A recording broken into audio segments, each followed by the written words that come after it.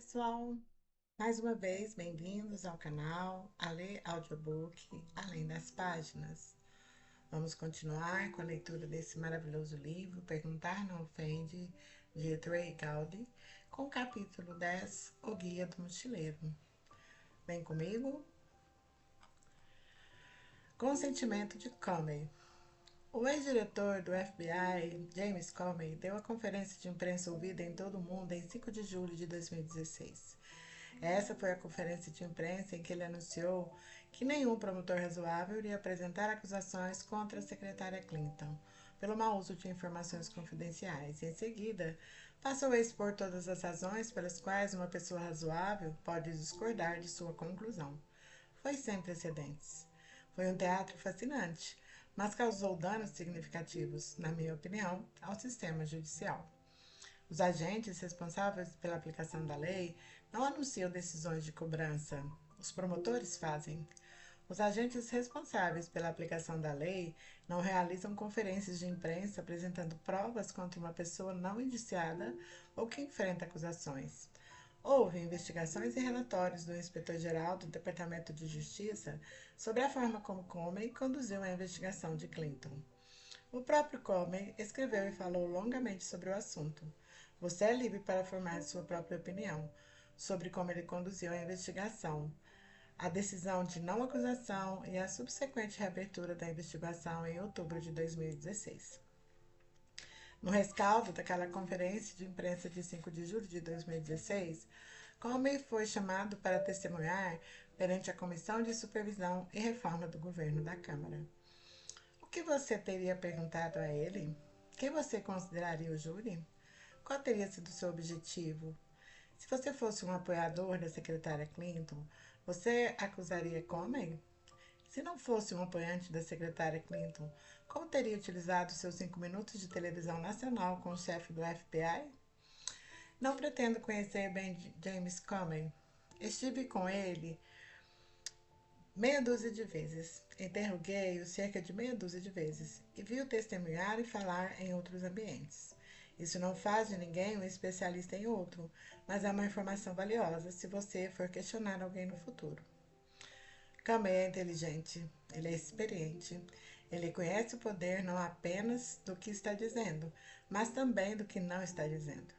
Ele se apresenta como estando acima da briga política, ou acostumado, pelo menos. Ele foi promotor no Distrito Sul de Nova York, trabalhou na Justiça Principal, atuou no setor privado e, por fim, foi nomeado e aprovado para chefiar o FBI. Então, como você considera tudo isso em sua linha de interrogatório para um ex-procurador oficial de aplicação da lei experiente? Tenha em mente que existem alguns fatores importantes. Primeiro, eu estaria questionando Comey sobre uma investigação sobre a qual ele sabia mais do que eu, em julho de 2016, pelo menos. Em segundo lugar, esta audiência seria televisionada a nível nacional e, portanto, o público em geral é o júri neste caso. Vários de meus ex-colegas e eu nos reuníamos e elaborávamos um plano de jogo para fazer perguntas antes da maioria das audiências. Jason Shefts, Jim Jordan, Mark Meadows e eu teríamos certeza de que a pessoa certa estaria lidando com a linha correta de questionamento para nossas origens, personalidades e áreas de foco. Então o cenário está montado. Homer acabou de ter aquela coletiva de imprensa explosiva. Ele vem à Câmara para testemunhar e você tem 5 minutos para explorar cada ponto que quiser explorar.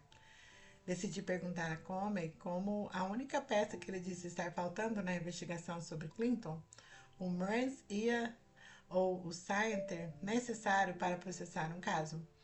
Mens rea ou scienter é o conhecimento ou intenção normalmente necessária para transformar um ato em ato criminoso. Eu teria que me apressar para entregar tudo em 5 minutos.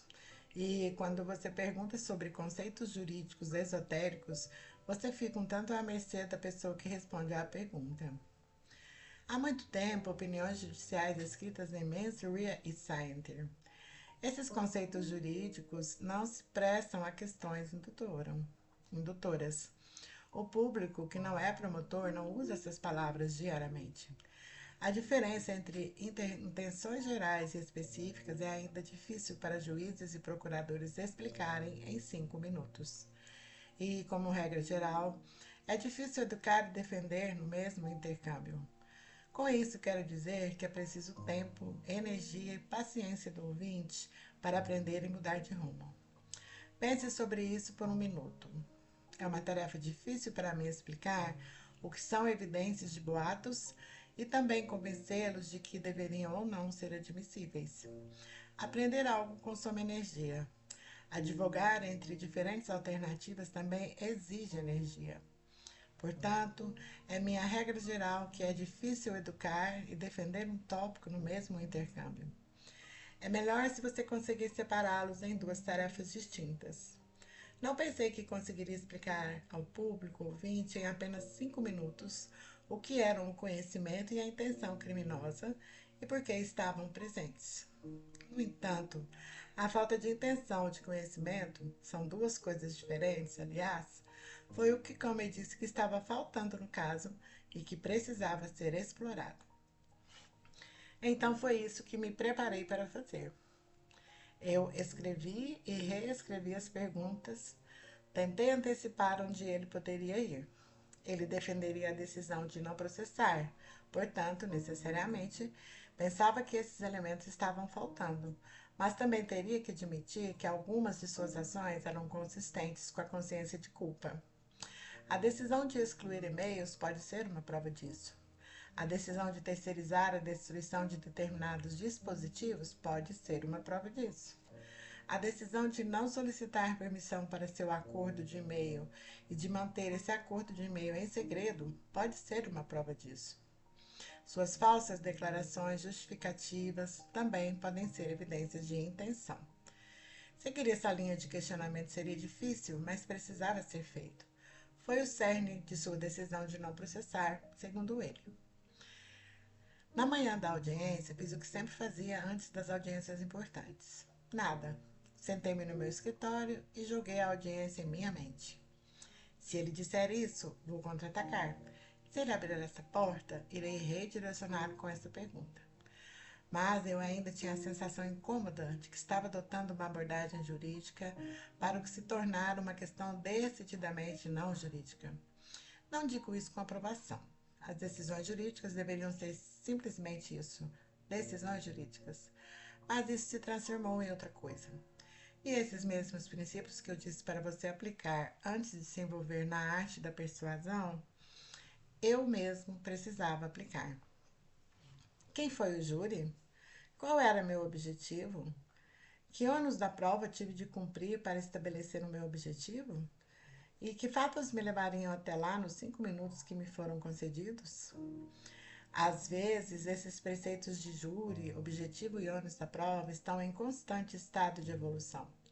Isso é verdade nas audiências do Congresso, nos tribunais e na vida real. Enquanto eu estava sentado na sala de audiência, com a audiência prestes a começar, o júri, pelo menos na minha opinião, mudou. Já não eram ouvintes objetivos e de mente aberta que lutavam honestamente com a aplicação de princípios jurídicos aos fatos descobertos.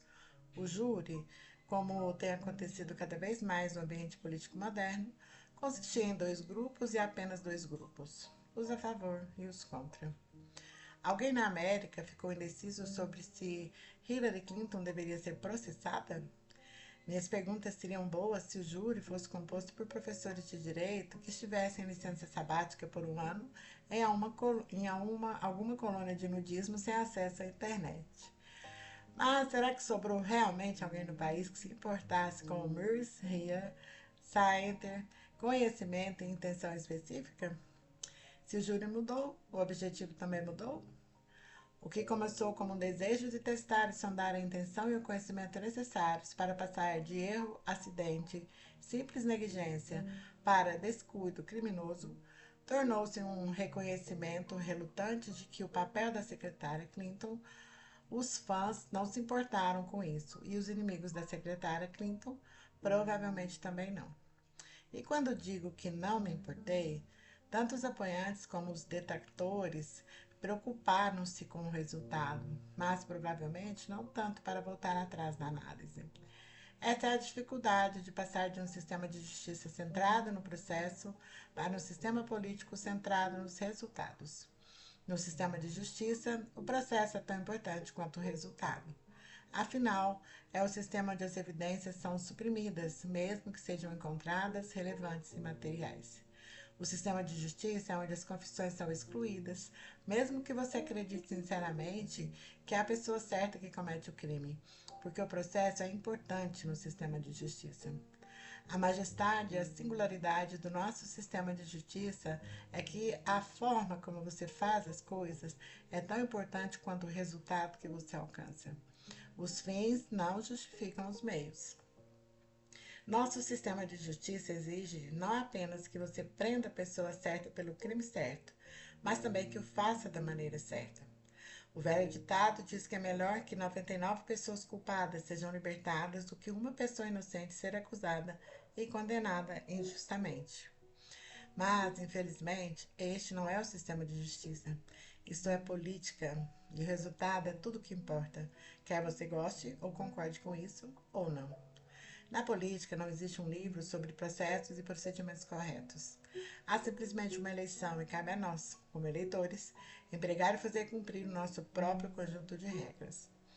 O que Comey tinha dito sobre nenhum procurador razoável iria processar este caso, tinha essencialmente garantido que mesmo um procurador razoável que discordasse dele nunca seria capaz de litigar esse caso com sucesso.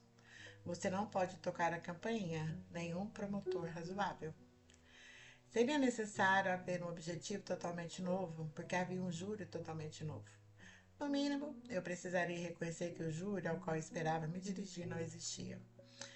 Enquanto então o presidente Jason Shefts fazia seus comentários iniciais, tive que recalibrar meus 5 minutos de perguntas. O que eu havia preparado teria sido ótimo em uma sala cheia de filósofos, ou talvez até mesmo diante de um júri que lutava honestamente para decidir a coisa certa a fazer. Mas não foi aí que me encontrei. Levei muito tempo para chegar a essa realidade flagrante, mas pelo menos tive alguns minutos para passar ao puro impeachment da pessoa que está usando outra pessoa, ou como gosto de chamar, pedir carona. Então, rabisquei furiosamente em um pedaço de papel. Toda a preparação feita com antecedência foi inútil. Isto seria o impeachment de uma pessoa usando outra pessoa. O impeachment de Clinton usando Comey. Vou abreviar algumas das suas respostas, mas esforçar-me-ei por captar a essência do que o júri ouviu. Você deve assistir à troca na íntegra para julgar por si mesmo se meu resumo é justo ou preciso. Eu. Quando a secretária Clinton disse que nunca enviou ou recebeu qualquer informação confidencial por meio de seu e-mail privado, isso era verdade? Comey. Não. Eu. A secretária Clinton disse que não havia classificado como confidencial em seus e-mails. Isso era verdade? Comey. Não. Eu. A secretária Clinton disse: não enviei por e-mail nenhum material confidencial para ninguém em meu e-mail. Não há material classificado. Isso era verdade? Comey: não. Eu. A secretária Clinton disse que usou apenas um dispositivo. Isso era verdade? Comey: não. Eu. A secretária Clinton disse que todos os e-mails relacionados ao trabalho foram devolvidos para o Departamento de Estado. Isso era verdade? Comey: não. Eu. A secretária Clinton disse que nem ela nem ninguém excluiu e-mails relacionados ao trabalho de sua conta de e-mail pessoal. Isso era verdade? Comey: não. Eu. A secretária Clinton disse que seus advogados leram todos os e-mails e foram excessivamente inclusivos. Os advogados dela leram o conteúdo do e-mail individualmente? Comey: não.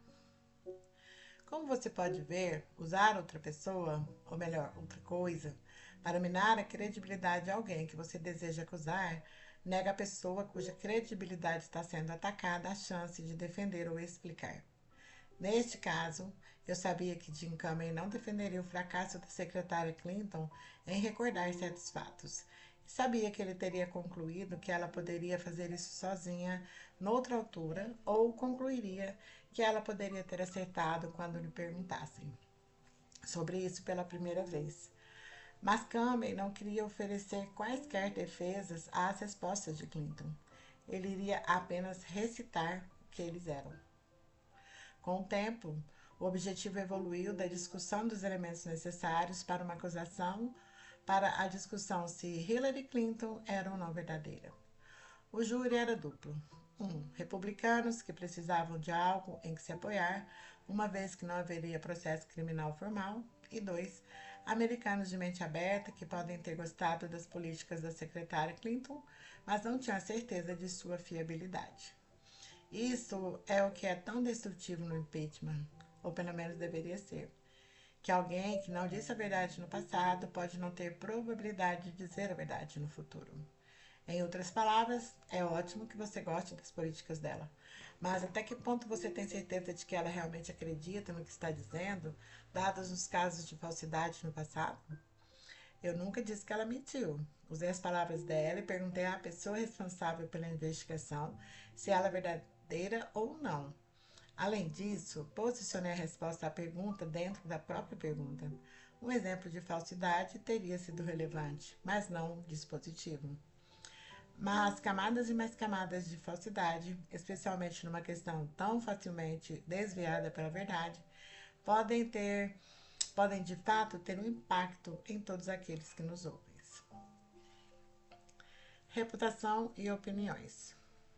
O impeachment pedindo carona é poderoso. Também não é muito comum. Normalmente, na vida, a pessoa cuja credibilidade está em questão estará na sala e falará e assumirá a sua própria defesa em conformidade. Quando você usa terceiros para impeachment, o objeto do seu impeachment é impotente para corrigir, explicar ou mitigar.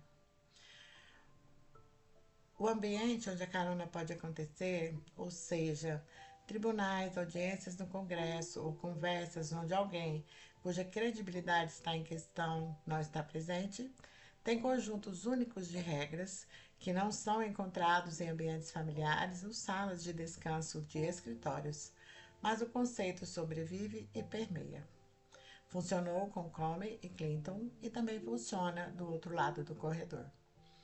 O presidente Trump é verificado diariamente pelos meios de comunicação. Na verdade, alguns relatos da mídia mantêm um total atualizado do que acreditam ser falsidades. O impacto desejado disto é muito semelhante ao que ocorreu com a secretária Clinton. Lançar uma ampla rede de dúvidas sobre o que a pessoa está a dizer.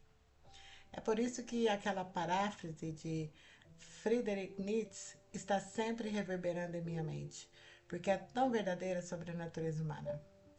Não é que eu esteja chateado por você ter mentido para mim. É que eu estou chateado por não saber quando poderia acreditar em você no futuro. Essa é a destrutividade da carona e do impeachment em geral. O poder e a destrutividade do impeachment são ainda mais prevalentes em nossas vidas normais.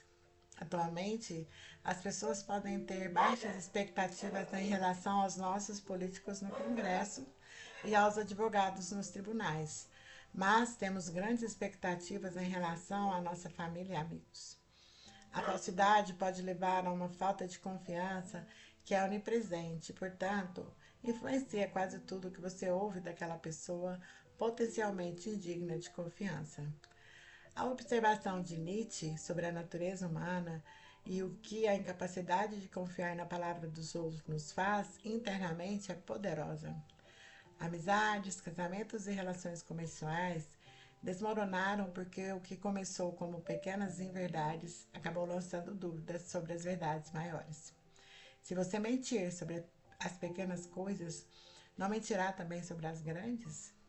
As mentiras são como um único fio de cabelo necessário para resolver um assassinato ou um molar descoberto pelos arqueólogos para construir um rosto que caiba.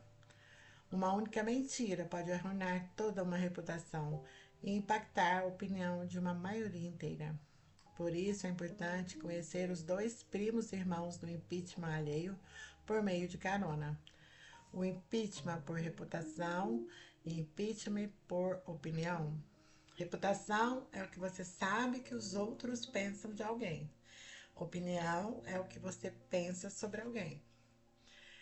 As opiniões não são tão poderosas quanto os fatos, mas desempenham um papel descomunal na vida real e um papel subdimensionado no tribunal. Você já percebeu como as pessoas podem ter opiniões sobre o personagem de alguma estrela de cinema sem nunca terem interagido com essa pessoa? Baseado talvez em uma ação solitária, em uma única declaração falsa ou em um artigo tendencioso de um tabloide, toda uma suposição é formada à distância. Em um mero momento, uma celebridade amada pode cair em desgraça com base em um mero suposto caráter. Este é o cerne de toda uma reputação, e uma reputação negativa gera nossas próprias opiniões pessoais, embora às vezes injustificadas. Muitos de nós fomos questionados sobre a nossa opinião sobre um cantor, ator ou político depois de um escândalo recente, ou sobre a nossa impressão de alguém que mal conhecemos.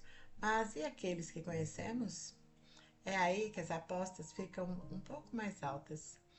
A maioria de nós tem uma opinião honesta sobre a veracidade ou credibilidade das pessoas que conhecemos. E pode chegar o dia em que você será chamado a expressar essa opinião se um de seus aliados estiver sob ataque de impeachment. Você pode se encontrar no meio de uma conversa sobre se alguém é sincero, se teve acesso aos fatos ou se chegou à conclusão correta. Você pode até optar por trazer as opiniões dos outros para essa conversa, porque isso ajuda a persuadir, defender e desviar seu próprio esforço de comunicação. A verdadeira carona é quando você usa para o testemunho, para reforçar ou minar a reputação de outra pessoa com fatos e experiências em primeira mão. É poderoso, mas é raro. No entanto, você deve estar ciente de por que é poderoso e da beleza de acusar os outros, negando-lhes a oportunidade de se defenderem e, ao mesmo tempo, incorporar seu objetivo maior na própria questão. No caso de Comey e Clinton, ficamos simplesmente com uma série de respostas não, o que tem um efeito cumulativo devastador na reputação da pessoa que sofre impeachment. Naquele dia, meu júri era o público em geral, e esse júri ouviu isso sobre a veracidade de Clinton. Não, não, não, não, não, não. Uma reputação criada, opiniões formadas, tem um efeito forte. O não é relevante quando a pergunta é: você acredita no que a outra pessoa lhe disse? O único não chama atenção. Imagina o poder de uma série de não. Imagina o poder do que parece ser um fluxo interminável de não. Imagina a eficácia de fazer com que o ouvinte ou observador responda não a si mesmo, porque foi condicionado de que é isso que está por vir. Há uma razão pela qual nossos pais nos obrigaram a repetir a tabuada 15 milhões de vezes. Há uma razão pela qual conhecemos a letra de nossas músicas favoritas. Há uma razão pela qual não precisamos de cartões para fazer o juramento de fidelidade. Há uma razão pela qual não conseguimos tirar da cabeça os avisos de segurança dos comissários de bordo. A repetição enfatiza que a informação repetida merece nossa atenção. O que me leva ao meu próximo recurso útil em sua valiosa busca por persuadir: o poder da repetição. E assim finalizamos a leitura de mais este capítulo. E te espero no nosso próximo vídeo, no nosso próximo capítulo. Obrigado por estar aqui comigo e até breve.